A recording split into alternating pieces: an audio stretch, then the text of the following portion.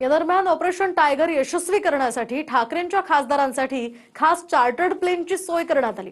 ठाकरेंच्या शिवसेनेनं नांदेडमध्ये आलेल्या विमानाचा फोटो सुद्धा ट्विट केलाय। तर खासदार राजाभाऊ वाजेंच्या वडिलांनी ऑपरेशन टायगर कशा पद्धतीने राबवलं याची माहिती उघड केली आहे। पाहूया।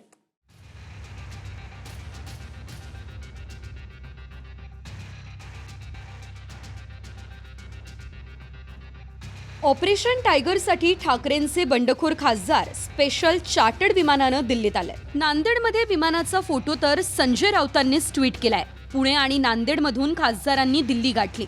धाराशिवचे खासदार ओमराजे निंबाळकरांनी पुण्याहून दिल्ली गाठली। हिंगोलीचे खासदार नागेश पाटील आष्टीकर नांदेडहून चार्टर्ड विमानात बसले।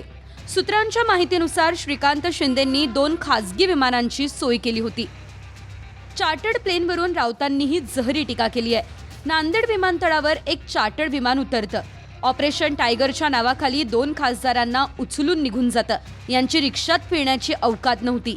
खासगी विमानानं फिरण्या एवढी किंमत ठाकरे नामामुळे वाढली आहे। प्रत्येक गोष्टीचा हिशोब केला जाईल। डरपोक कोल्ह्यांच्या पळवापळवीला ऑपरेशन टायगर का म्हणता? तर पुण्यातल्या विमानाची जबाबदारी तानाजी सावंत सांभाळत होते असा आरोप सुषमा अंधारे यांनी केलाय। परंतु काल रात्री 10:30 वाजता पुण्यात एक चार्टर आलं, ज्या चार्टरला तानाजी सावंत लीड करत होते।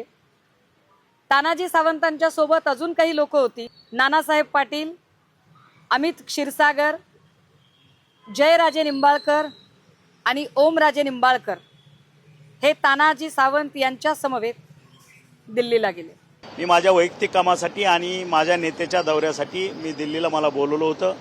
आमचे पक्षाचे नेते श्रीकांतजी शिंदे हे मुंबईला होते। माझं बोलणं झाल्यानंतर ते मुंबईवरून दिल्लीला गेले।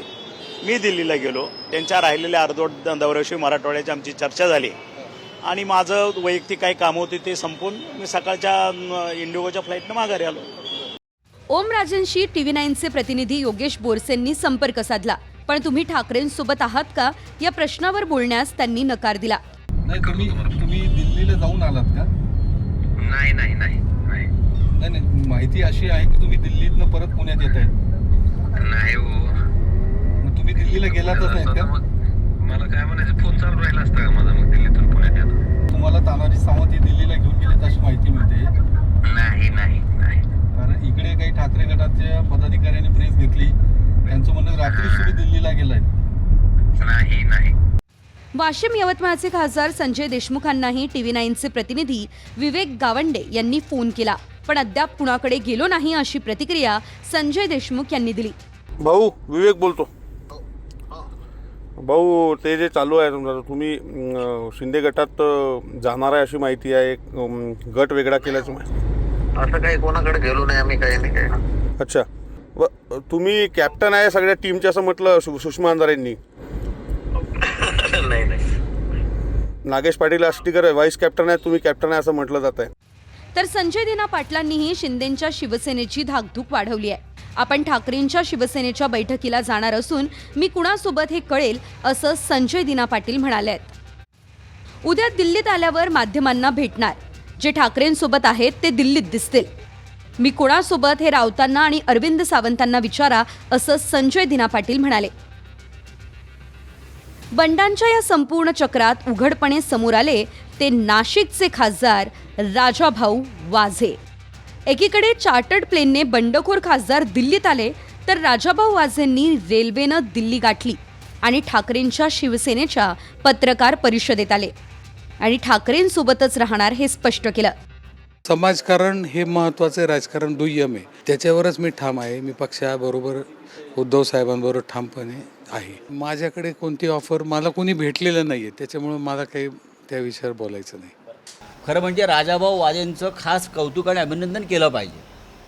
ते पहिल्या दिवसापासून एकच सांगतायत की मी उद्धव बाळासाहेब ठाकरे यांच्याबरोबरच आहे। याला आम्ही निष्ठा म्हणतो। ऑपरेशन टायगरची इनसाइड स्टोरी राजाभाऊंच्या वडिलांनी उघड केली। 14 एप्रिलला ठाण्यातून 2 माणसं आली होती। त्यांनी शिंदेंच्या शिवसेनेत आलं तर कशा प्रकारे विकास निधी देऊ हे पटवून सांगितल्याचं राजाभाऊंच्या वडिलांनी सांगितलं। दोन माणसं आली होती फक्त, ते ठाण्याचे होते असे त्यांच्या बोलण्यातून मला आलं।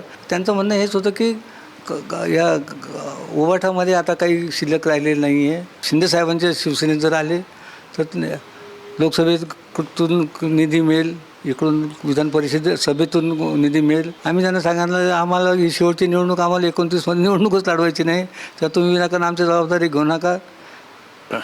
तो माझा मुलगा आहे, त्याची जबाबदारी माझ्यावर जास्त आहे, त्याच्यावर काय जबाबदारी.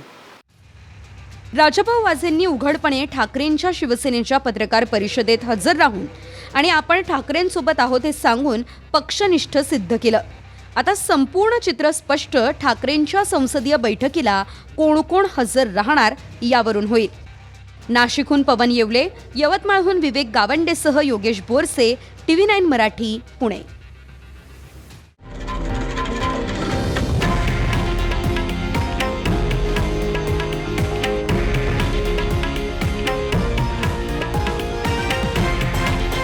हे आहे देशातील नंबर 1 न्यूज नेटवर्क आणि आपण पाहत आहात TV9 मराठी, एकमेव.